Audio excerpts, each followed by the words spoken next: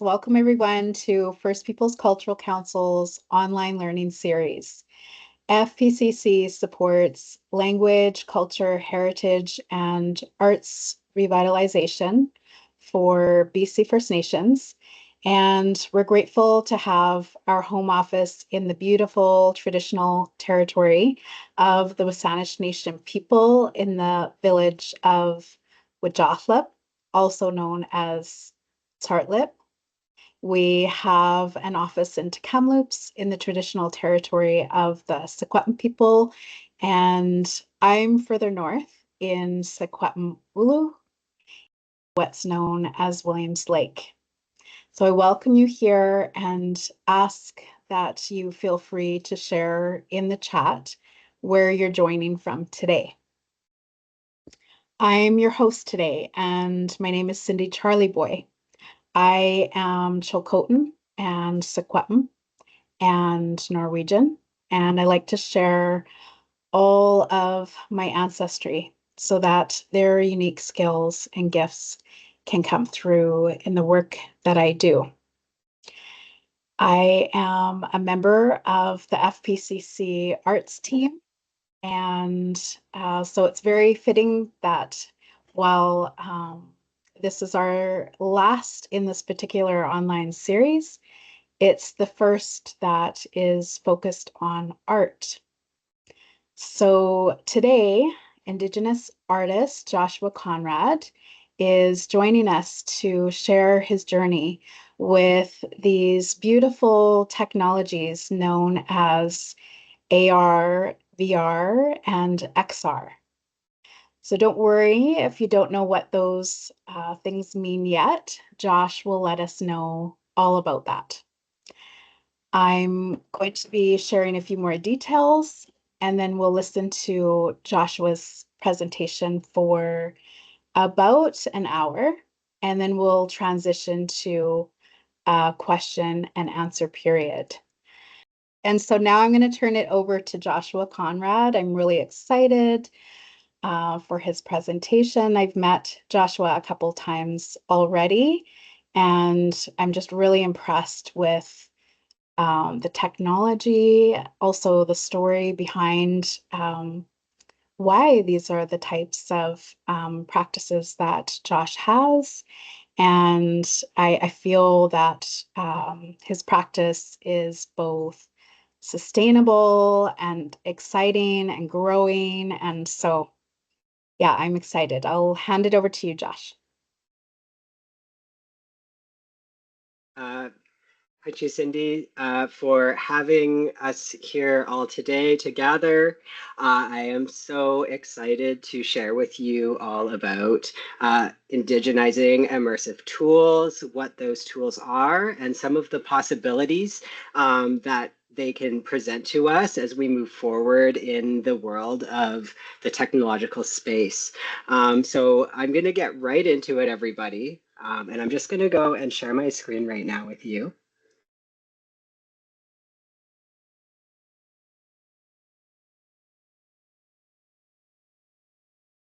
And we're going to together go on a journey on indigenizing immersive tools and using the AR, VR, and XR space to celebrate Indigenous arts and culture.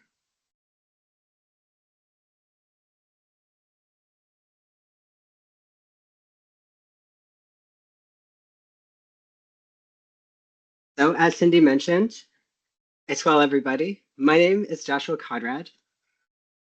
I'm mixed European and S'ólh. I belong to Chawathil First Nation, and I'm located between Hope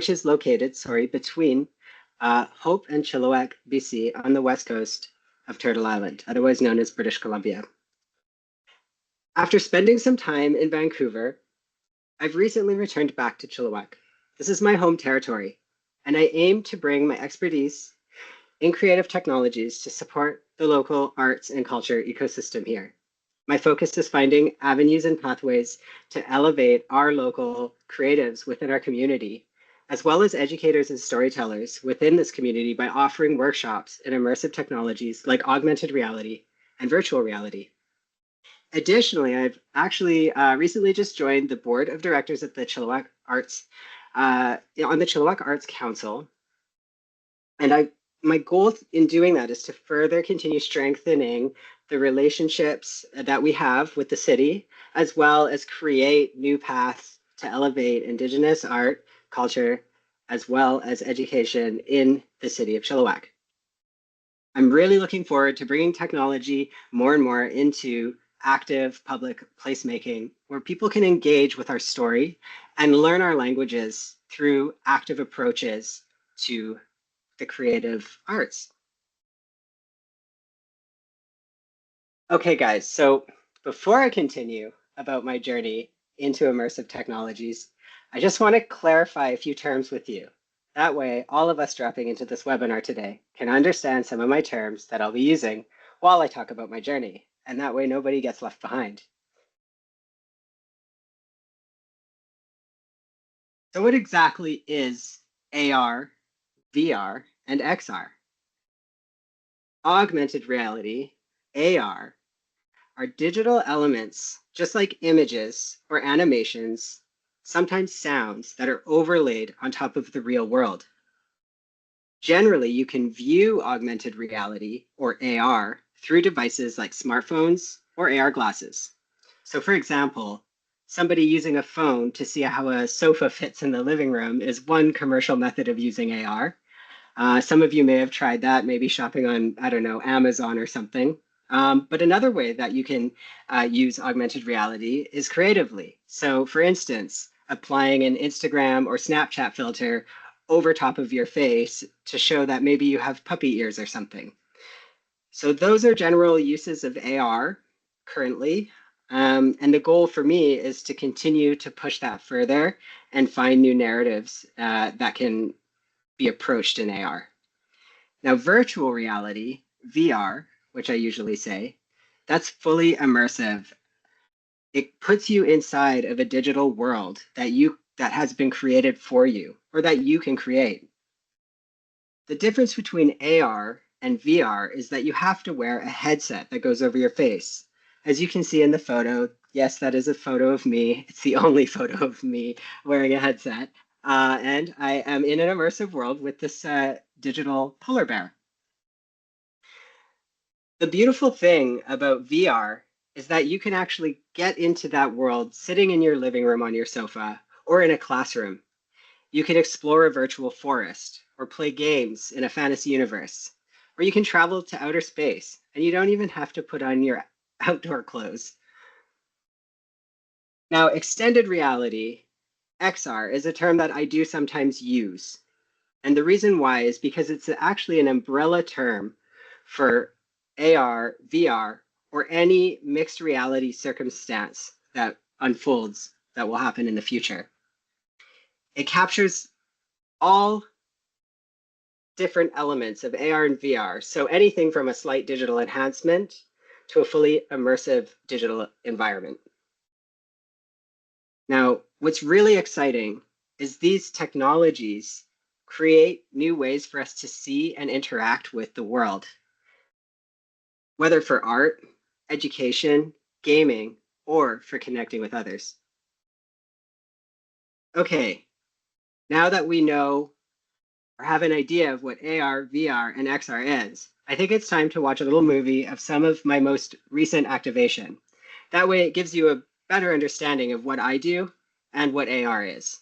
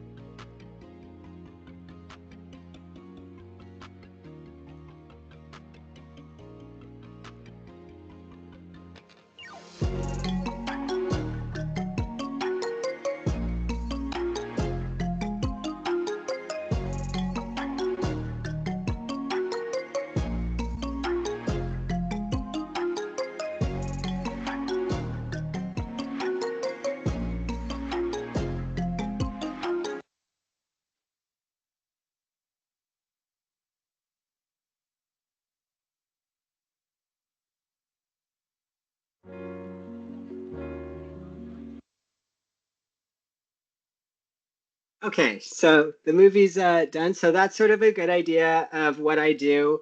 That was the Le Magazine Alley project that I just completed in partnership with Vancouver Meal Festival, as well as my Gastown, which is their business improvement association. The goal with that project was to bring land-based Indigenous story to Gastown, which is, as you know, archaically known as or is known and is set in stone as the place where Vancouver was born. However, of course, as you know, Vancouver wasn't born when Gassy Jack came along, and nor were many of the cities or any of the cities here. So my goal was to share the memory of the land and how we remember it right in the center where Vancouver began. So getting back to my story, why do I love the arts and why did I choose the arts? Now, my mother and I, when I was a very young child, we spent a lot of time beading together, drinking tea and sharing stories. She taught me lots of different ways in which she gave me a lot of knowledge and passed down stories and anecdotes and taught me a lot of ways in which philosophies on how to live while we shared this time together. She was an avid beater, and she created personalized pieces for our entire family. She was always giving them away for free. And I actually still have her pieces with me today. I'm actually wearing her necklace right now.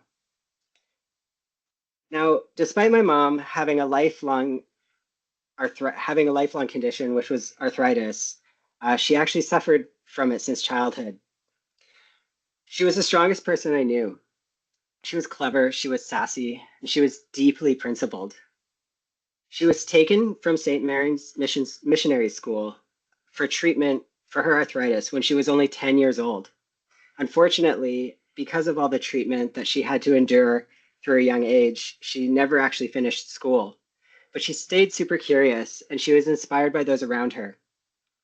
Her strength and her teachings remain with me and my family. Honestly, my family still talks about her, visiting them in their dreams.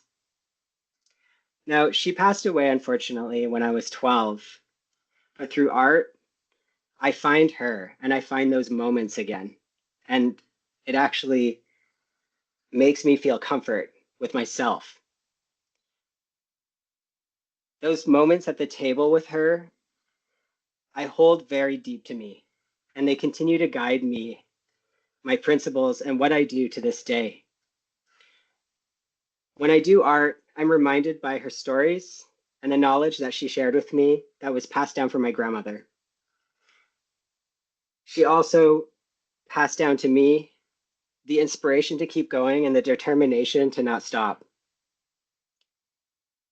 Since her passing, art has been my way to continually process, heal, and ground myself through life's challenges.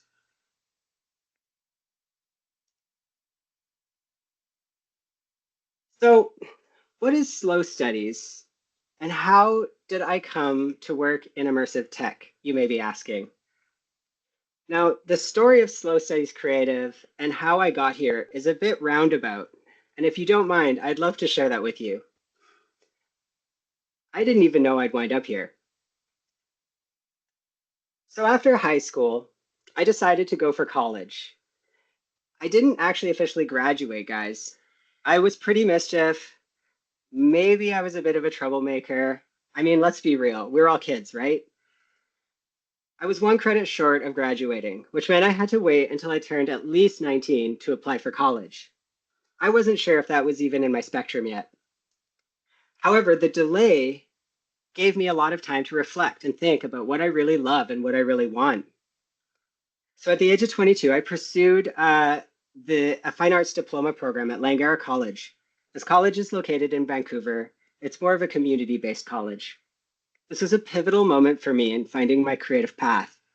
I fell in love with the process of silk screen printing during the program, and I was introduced to the world of print media. I became fascinated with the idea of making t-shirts and creating designs and creating all sorts of different apparel. And with that motivation, I actually decided to start my own screen printing apparel shop. While working my way through college, I also was running this screen printing shop plus collective. It came with a lot more challenges than I expected. There was a really high overhead, and as a student, those expenses really started to build up.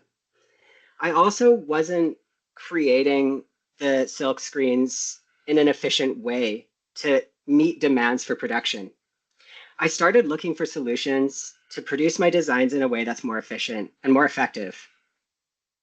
Through those challenges, it actually pushed me to discover and explore digital graphic design. As I started learning the software, I realized that this process was just amazing, that it could open up so many doors and solve so many challenges I was having in the screen printing world. This sort of marked an aha moment for me because I realized just how powerful that potential was in doing digital design. With that, I only needed a computer, some software, and somewhere to sit to create. I didn't need an entire print shop, expensive inks or equipment, and all that sorts of overhead. I just needed myself, some good ideas, and like I said, my computer. My focus then shifted from printing apparel over to helping others develop t-shirt designs while I developed my own skills. I began to see the power that digital tools can have when amplifying creativity. I decided to take a 7-month certification course at a community college here in Vancouver. It helped me elevate this newfound passion I discovered. I was lucky enough to have been awarded 2 scholarships during that period, and I'm very proud to say that it paid my tuition. And as a student in debt, it's a very good thing. I am still grateful for that. Over the years following, I sold my t-shirt equipment, my inks, and I changed over officially into a graphic designer. What didn't change was my love for print. So I looked and obtained work as a production designer, working in large format, fine art printing, and also honing my skills in digital design. Now, this is where we start to see Slow Studies Creative. So in order to share my own work, I created an Instagram account. And guess what I called it? The name was actually totally random at the time. It became a space for me to share what I was creating with my friends and others. The momentum and motivation to create and document my work grew very quickly. I started receiving some opportunities. Later on, I actually ended up becoming a lead graphic designer and then art director at a big corporation. I never would have obtained that without documenting my work. So guys, sidebar, document your work. If you are a creative or an artist and you're just getting into something, share it with the world. It doesn't matter if it's good, bad, ugly, or if you think it's ugly. Employers and clients alike love to see your journey through process work and also through your sketches. Now, on June 1st, 2017, my life took a really devastating turn. My father, who is actually my only immediate family I had left, had passed away in a sudden car accident. His loss was a very, very profound shock for me, and I needed time to grieve and find myself again. I quit my work, and I sought solace in creating and experimenting. As I always had in those hard times, or in hard times, I turned to art as a way to process my emotions with this and connect with my grief. Around this time, a friend of mine from art school introduced me to a 3D design program called Cinema 4D. He had recently started experimenting with 3D lettering and encouraged me to do the same. Well, I opened the program and I dove into the world of 3D. I had no prior experience. My learning process was a mess. Hours of trial and error, watching tutorial after tutorial. I was experimenting. I was trying to find the ups and the downs. Eventually, the process started to make sense to me. Some aspects were still very confusing, and they are today sometimes, but I fell in love with the textures and the depth and the unique processes involved. I began sharing those 3D experiments, both the good and the bad, on the Slow Studies Instagram account. And to my surprise, I actually started receiving small projects and contracts almost immediately. This marked the beginning of Slow Studies evolving into a creative agency. As requests grew, so did the diversity of the projects that I worked on. And around this time, augmented reality, AR, started gaining traction in the commercial world.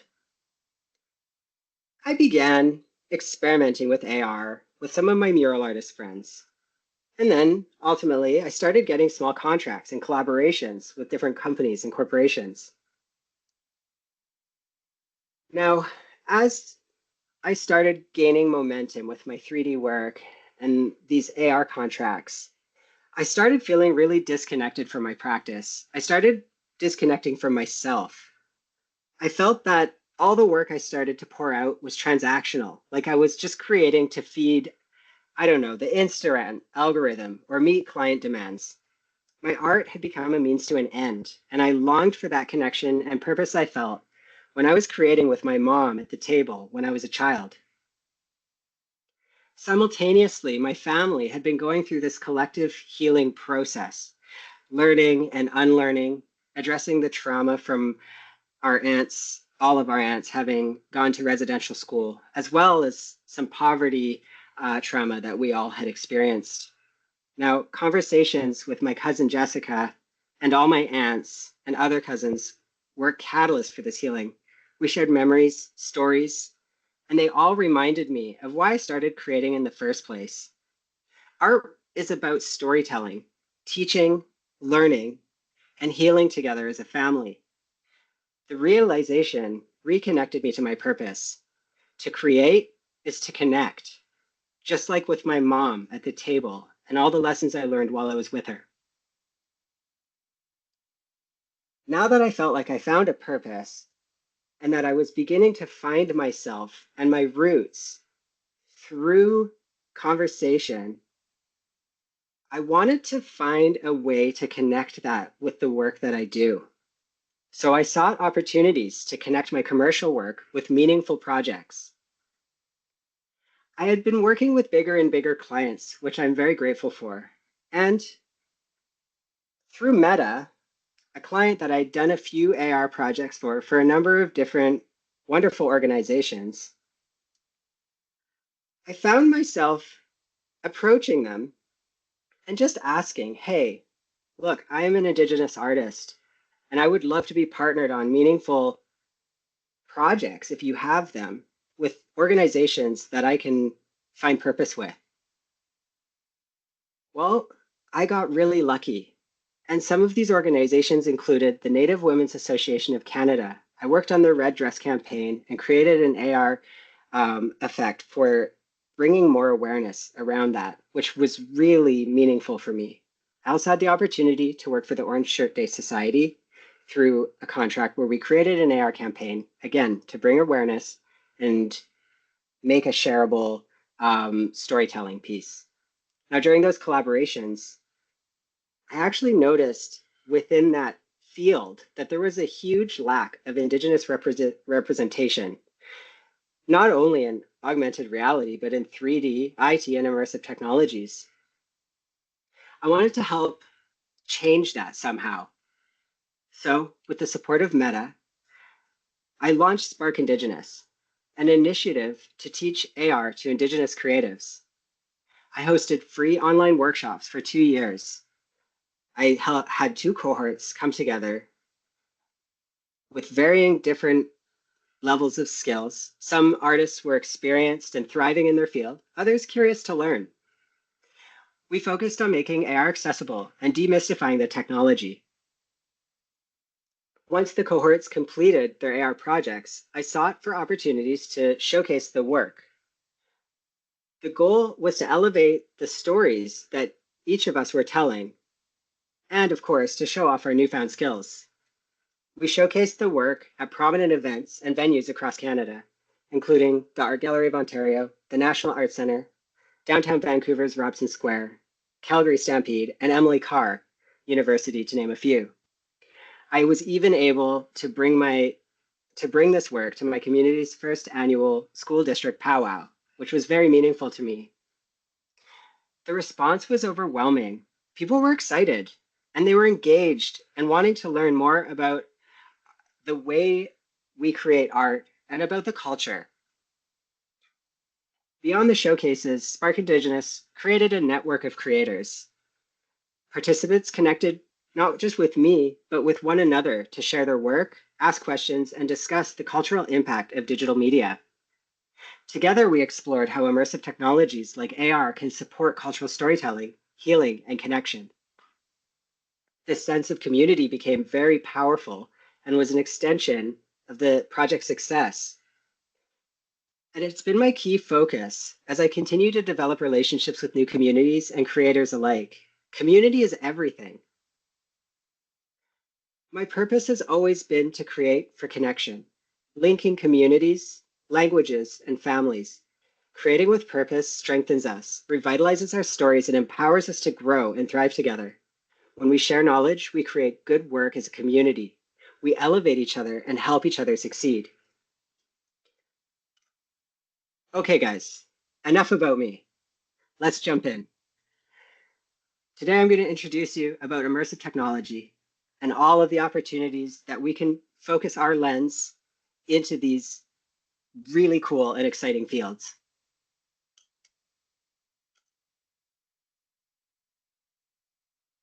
Guys, the possibilities with AR and VR and XR technology as a whole is endless. When we break barriers to technology and we empower ourselves and our communities through learning how to harness technology, I mean, the world is truly our oyster, so to speak. AR and VR are powerful tools for preserving and revitalizing Indigenous culture. They enable us to immerse and be interactive with the experiences that we share. They help teach traditions and reconnect communities. The first thing I want to point out is, of course, storytelling, cultural storytelling. We can use AR as a way to overlay our stories into real-world locations.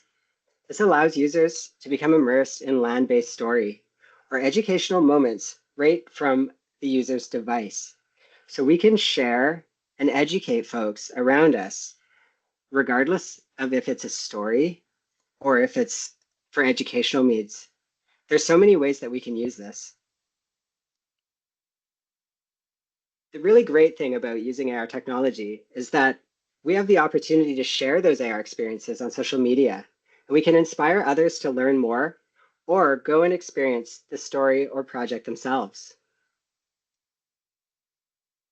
Now, virtual reality is great. If you're teaching in a classroom, you have a museum show or exhibition or a gallery exhibition, it really allows the user to fully immerse themselves in traditional narratives.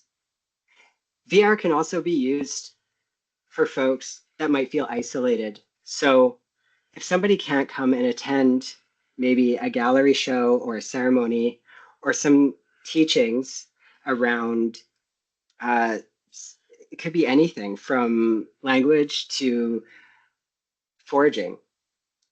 We can recreate these original settings and have the user transported into that right from home.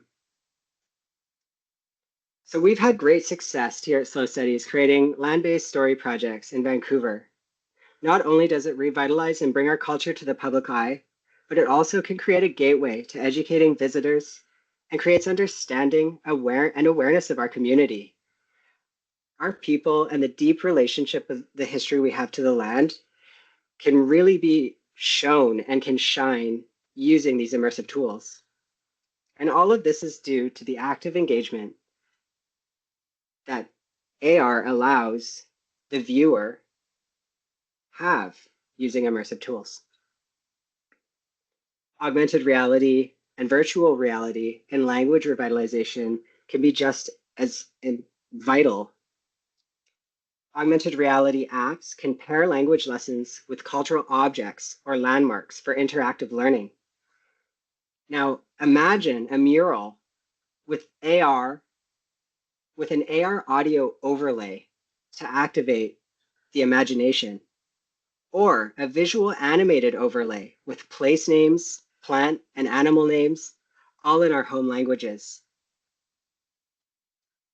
VR can create immersive language environments where users can practice through interaction with with characters, landscapes, or traditional scenarios. This could greatly impact folks having a hard time in traditional learning environment, but can also benefit anyone wanting to practice their learnings in real time, anywhere, anytime. AR and VR also can play a role in preserving our ancestral knowledge. AR and VR can allow us to document and share traditional practices like weaving, carving, or hunting. Users can experience hands-on tutorials or see cultural practices digitally like they're in real life. I can see us all now with our VR headsets on, trying to learn to bead, or learning to weave, or even tan a hide. I actually find this really exciting.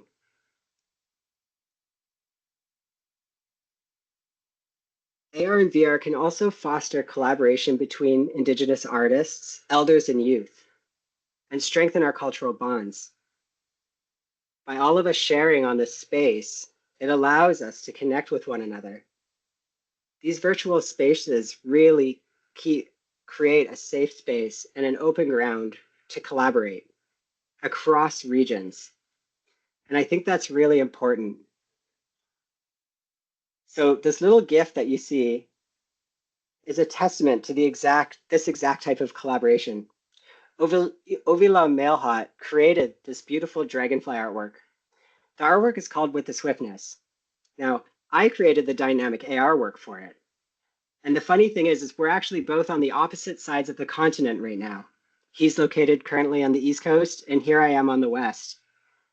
The coolest thing is that he can access, share, and immerse himself in this AR artwork, as well as me, at the same time. So by embracing these technologies, our communities can sustain and celebrate our heritage and our stories, as well as our knowledge and language in innovating and meaningful ways.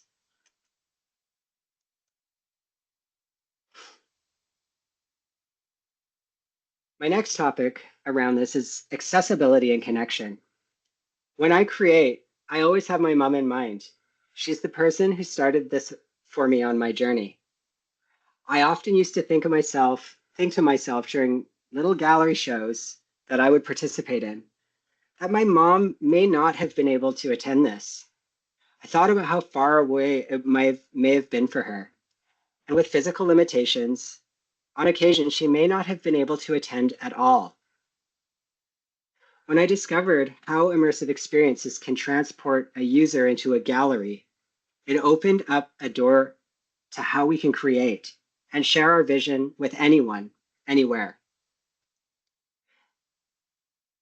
Breaking down geographic barriers is important.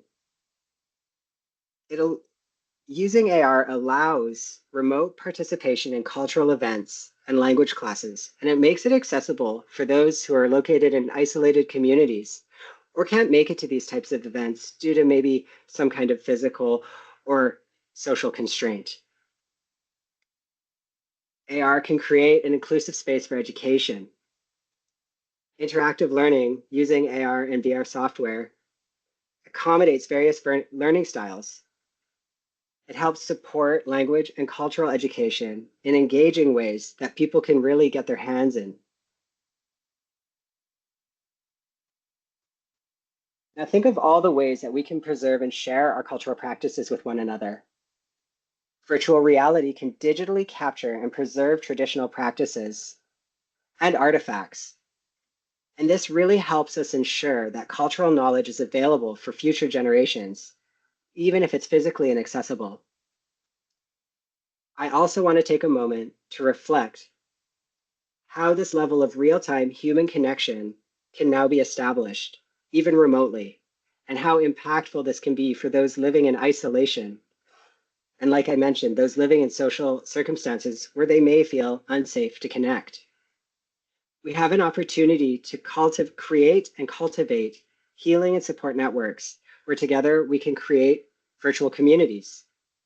Creating a virtual space that can offer support for those healing or reconnecting with culture makes space for shared experiences, connection of minds and spirit, as well as guidance.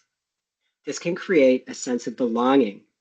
I think often of displaced and two-spirit folks looking to find where they fit. I myself have found so much community in the digital space. Even though I lived in a city, I sometimes would still feel completely alone. These interactions and spaces can make a huge difference in someone's life. AR and VR can also truly empower creators. These technologies give Indigenous artists and creators a platform to share their work globally. This increases, of course, recognition in our culture and ourselves as artists, giving us a seat at the table. And you know what? We can do this all remotely.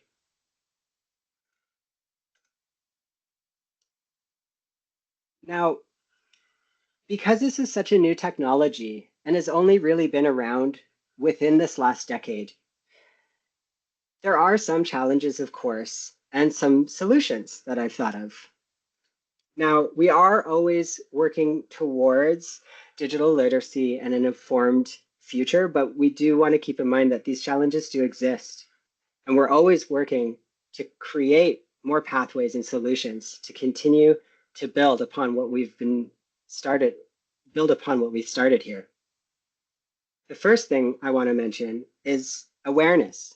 Many people don't understand what AR or VR is.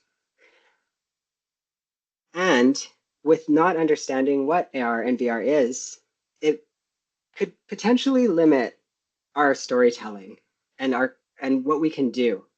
So my solution is to inform and inspire through workshops, talks, and storytelling. So just like this, we're having this conversation, we're talking about the possibilities, and maybe as we connect, there might be some great ideas out there. The next challenge is accessibility.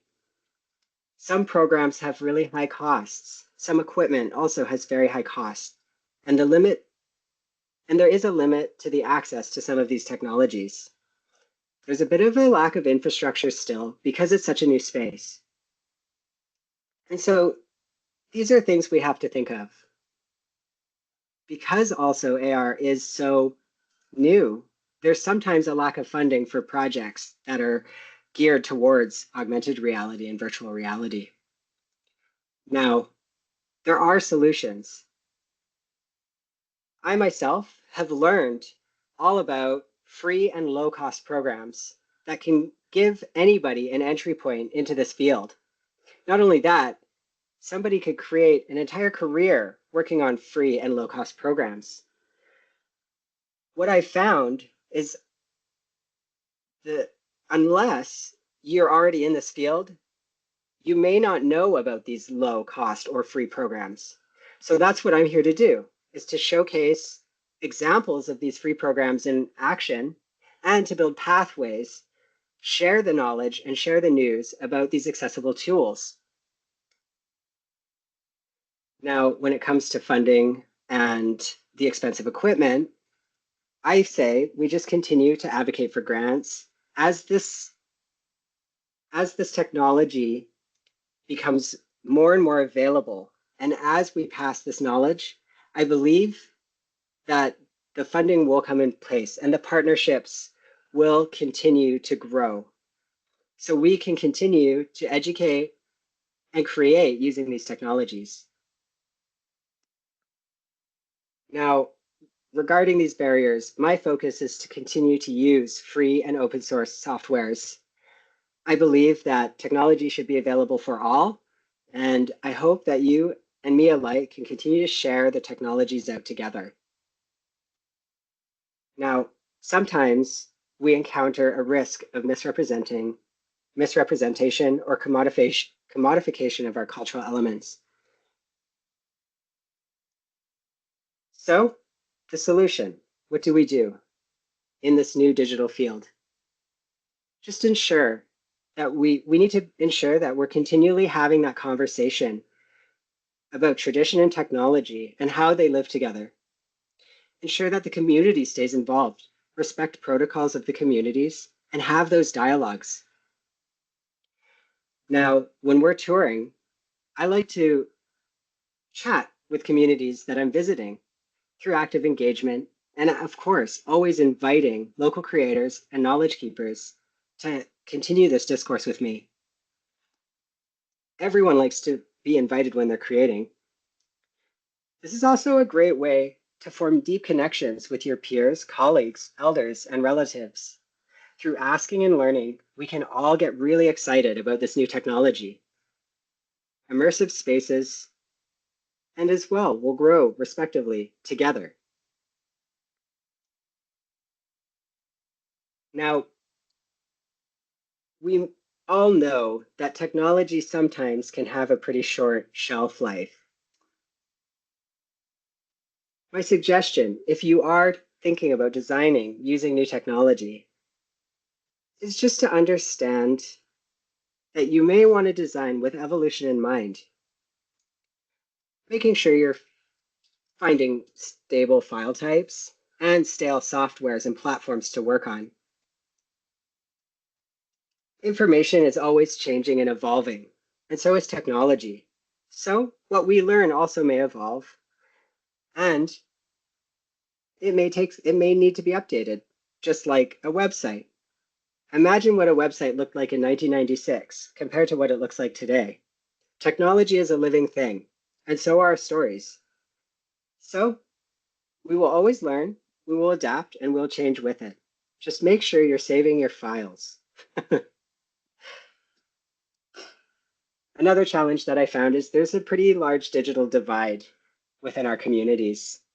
We have uneven access to high-speed internet and digital literacy. I feel through the work I do, I always want to showcase something physical along with an immersive experience. Firstly, it helps give the user reference of what kind of artwork or experience to expect. But secondly, a viewer can enjoy the work passively, even without a device. I feel that it helps keep the works inclusive. Plus, by adding a tangible element, we can attract viewers to come, enjoy the works, and learn more. For works that have some issues, for some folks that have some issues understanding how we use some of the digital applications to view or interact with an experience, my approach has always been to ensure the user does as few steps as possible to activate their experience. So, for example, for an AR public works activation, like you had seen in that video, I make sure that the user only has to scan a QR code rather than download an app or do anything that might take more than a minute. Now, on a larger scale, the digital divide is a larger topic. And this is why I create workshops. This is what inspires me to continue to help teach and educate folks that want to learn. I want to create an access point for those who may not know where to start or even where to begin when it comes to their new digital pathway, just like me. Now, for those offline, finding resources can be even more challenging. However, by creating live workshops and partnering with different schools, bands, and community organizations, I think we can create a safe offline community where we can approach and introduce folks to these new tools and inspire creators to learn more.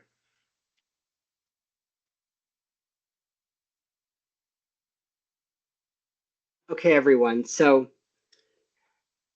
I'm going to go over a little bit of how to learn, like the beginning steps of learning how to use AR and VR.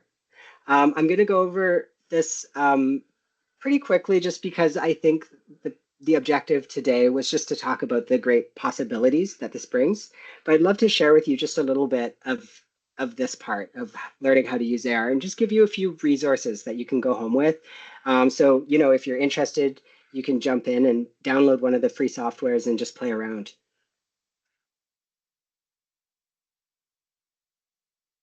So where do you start? Well, you can always start with the art that you're already doing. I think that's a great way to start. And if you're not sure exactly how to work your digital device, your computer, I'd say start just by doing the simpler things, like learning how to scan or to digitize your larger art pieces.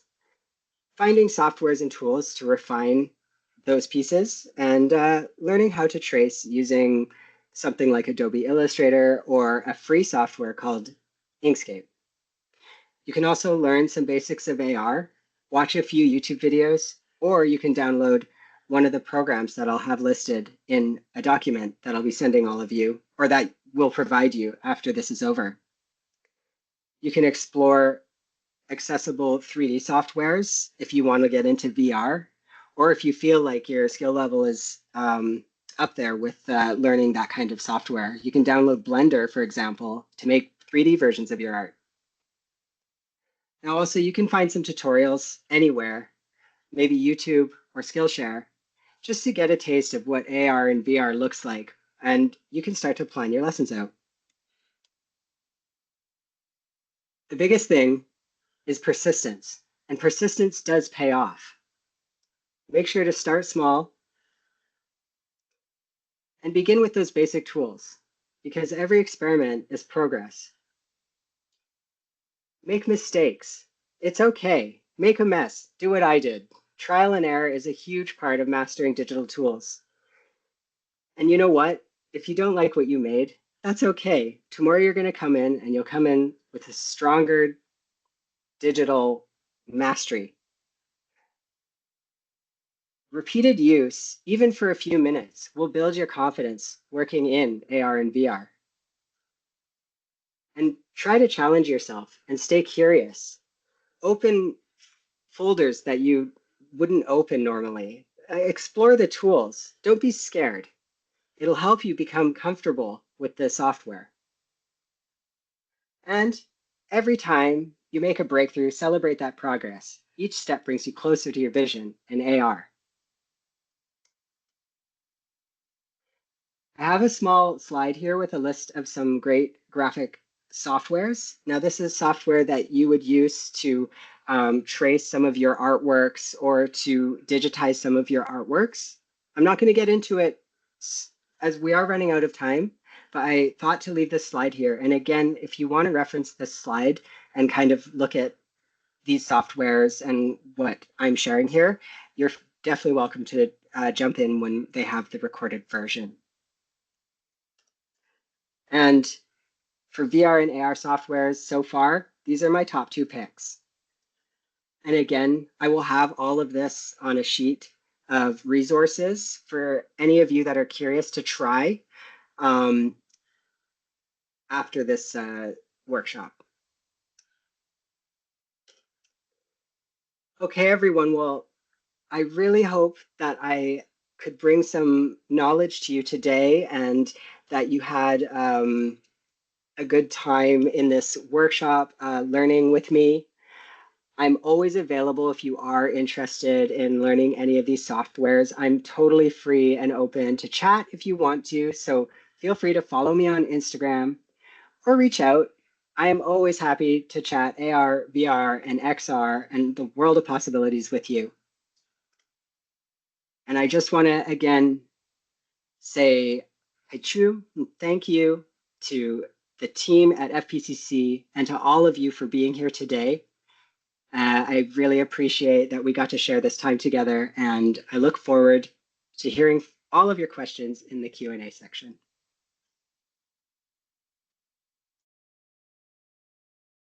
Chanalia, Josh, thank you so much for sharing your work with us. I just really want to express gratitude. I felt that those principles that you talked about learning from your mother were really shining through in your work. and there's so much that I want to say, so I'm just going to take just a minute and go ahead and say it. I appreciate that you shared the details with us and that you're honest with us about what it takes to get started, and that work ethic of revisiting it and coming back again and again. I really appreciate that. And yeah, for sharing like what kind of resources are available. And I felt like you broke it down so well when you said, these are the benefits, these are the possibilities for your community, and this is how you can use this to even build community. And yeah, I felt like I was getting so much from it, that I could listen again and think about storytelling and all of that. So I really appreciate all the work that you put into this, as well as the way that you were able to tell your story and model that for others. Thank you. Thank you. I mean, I'm really passionate about bringing equity to the tech space, having us have a share of that table, making sure that we can find pathways that are accessible to all to create and to explore these new creative approaches to educating and teaching, as well as how to have fun with our culture and our knowledge and our traditions and create these immersive worlds that we can share across the world. I cannot wait for the day that we have such a large community that we can just call anyone anywhere and we can share in this knowledge and excitement around what we can do and what we have done. And there are so many folks that I really admire in this space that I follow, and I understand, from all of our different circumstances, how difficult it might have been to begin those steps and learn.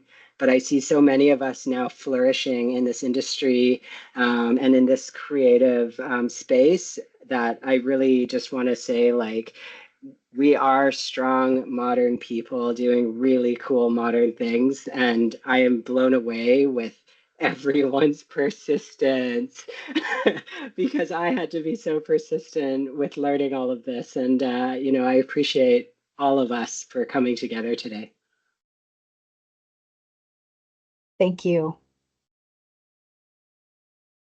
Thank you so much for joining us, everyone that came, and thank you, Joshua, for everything that you shared. We Thank you. really appreciate it. I think it was such a powerful learning experience, and that we will be able to revisit this again and again. And now we also know where to send people, and we know a little bit more how to encourage them to follow their interest and curiosity and everything like that. Yeah. Wonderful.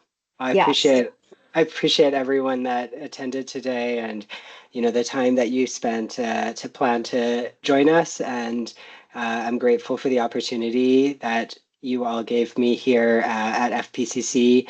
I can't say enough good words for your team and the organization as a whole. I really think that you and your team are making wonderful headway for all of us artists, language learners, and knowledge keepers and sharers, as well as for the students that are learning here in this through this organization and growing along with us all. So again, Hachu, and I appreciate all of you.